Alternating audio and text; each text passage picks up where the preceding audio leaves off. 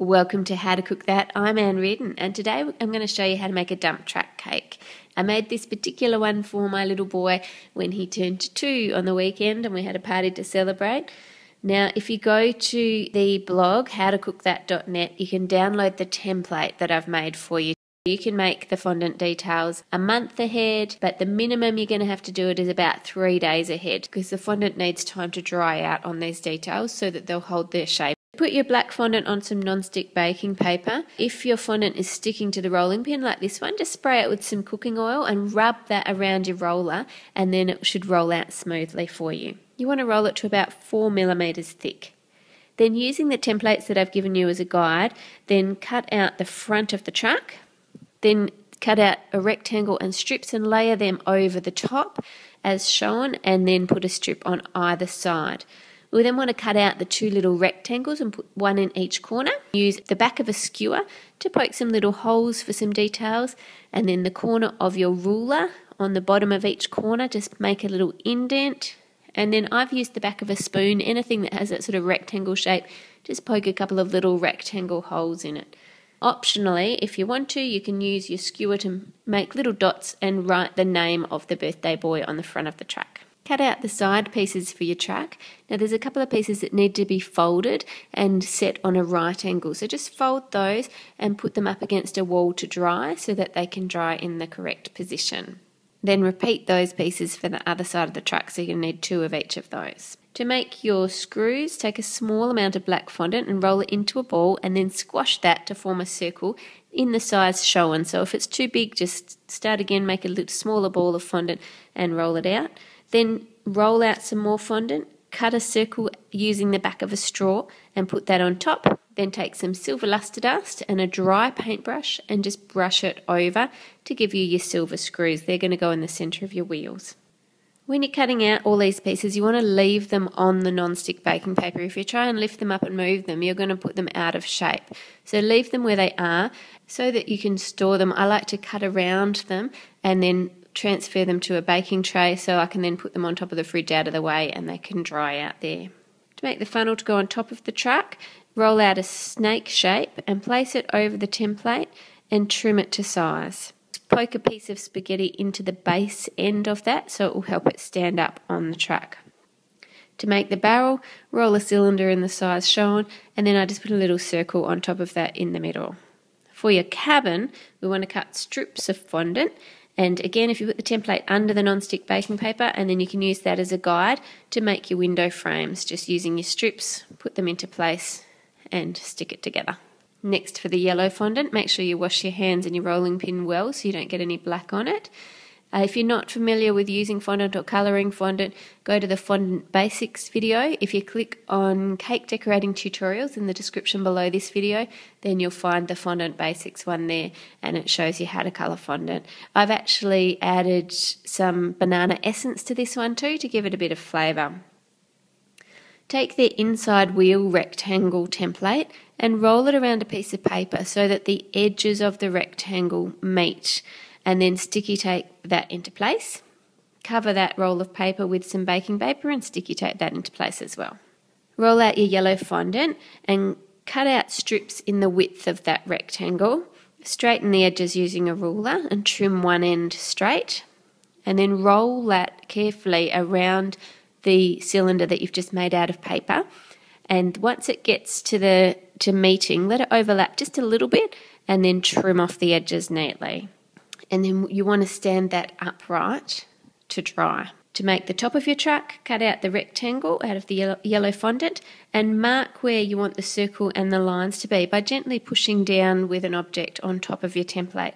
Then remove your template, cut strips and place them in place. Use a ruler to straighten them up.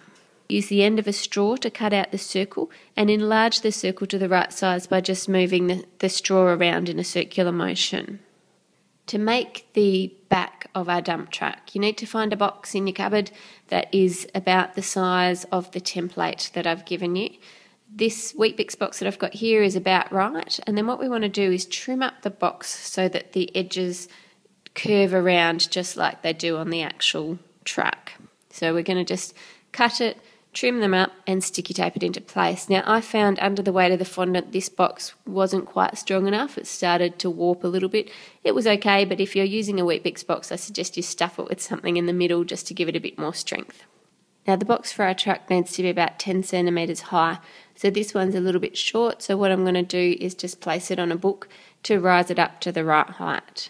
Cover your box with non-stick baking paper and your tray as well. Roll out the yellow fondant and cover the box.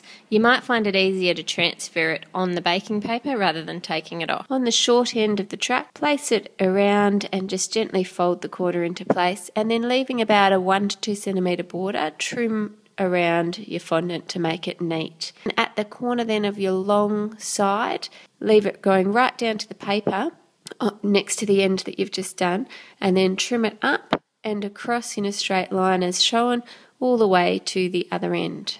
Round it off at the corner, then at the back cut it up and across down the other side and make the other long side match what you've just done on the first side. Using your pizza cutter, make 2 cuts at the end as shown, and then using your ruler, fold that up over the ruler so that it bends down if the truck was the right way up. Roll out some more yellow fondant in the width of your truck, put a little bit of water on your finger and run that over the fondant that's already there, and place the rectangle of fondant over the truck, pushing it into place as you go. Here I'm just using the ruler to flatten it out. Leave a 5 centimetre strip of fondant on the board and then trim it off and fold up just a little bit of the end so that it's sticking up. Cut 2 extra pieces of yellow fondant to place along the side to give it that 3D look.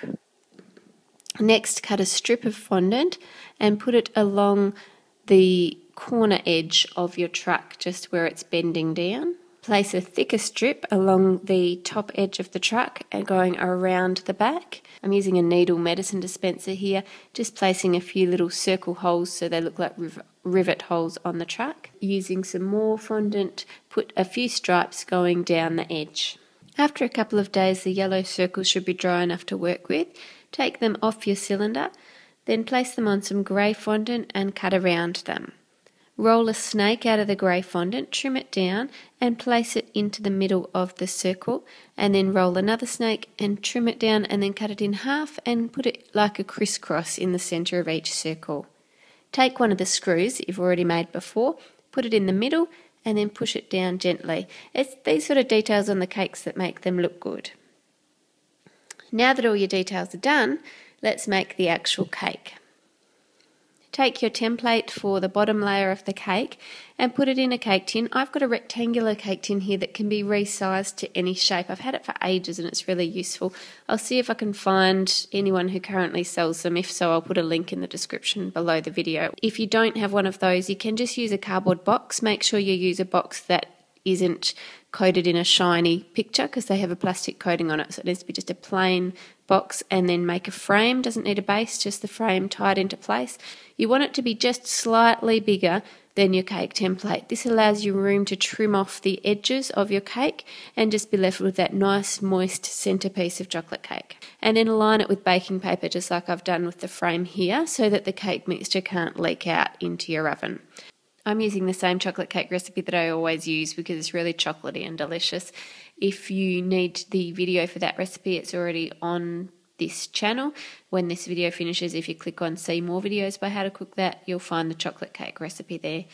Bake it until a knife inserted in the centre comes out clean. Because it's a large cake, I put this one in the centre of the oven and put a empty baking tray on a shelf above it, just to shield the top of it from heat so the top didn't burn before the centre was cooked.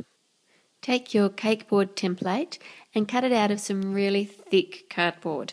Then I've wrapped it in alfoil so that the cardboard's not going to absorb the oil from the cake or the moisture from the cake and go soft, and then stick that into place on the back. We need the truck to sit off the cake board, so to achieve this I've cut more squares out of the thick cardboard and taped them together. Then I'm attaching that to the bottom of your cake board and sticking it into place. Your chocolate ganache will be firm when it's just come out of the fridge, so whip it up using an electric mixer. This adds some air, but it also softens it. The ganache recipe is on that chocolate cake video that I referred to already. Cut your first layer of cake. You can use a cake leveler if you have one, but if you don't have one, just put something that's the right thickness for the layer and put it just under your knife to guide your knife as you cut so that you get the same level the whole way through. Put your template on top of the cake and cut it out.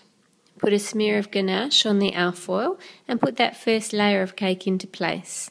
Cover the top of it in another layer of ganache and then cut out your next layer of cake using the same method that we used before, and put the template on it but right over to one side.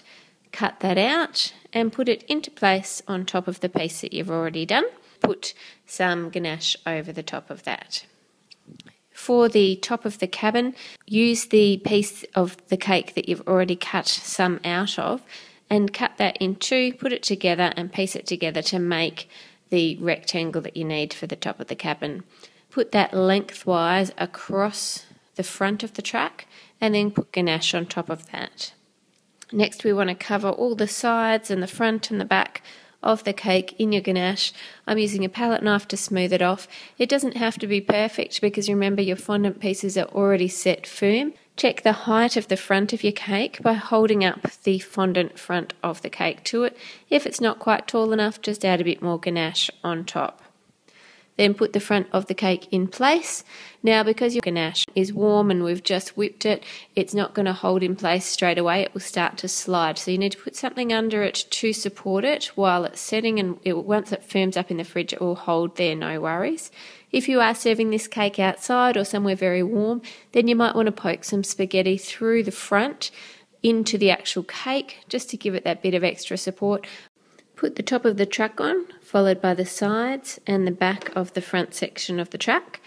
Take the rectangle sides and push them into the cake on each side to make that bit that sits above the wheels.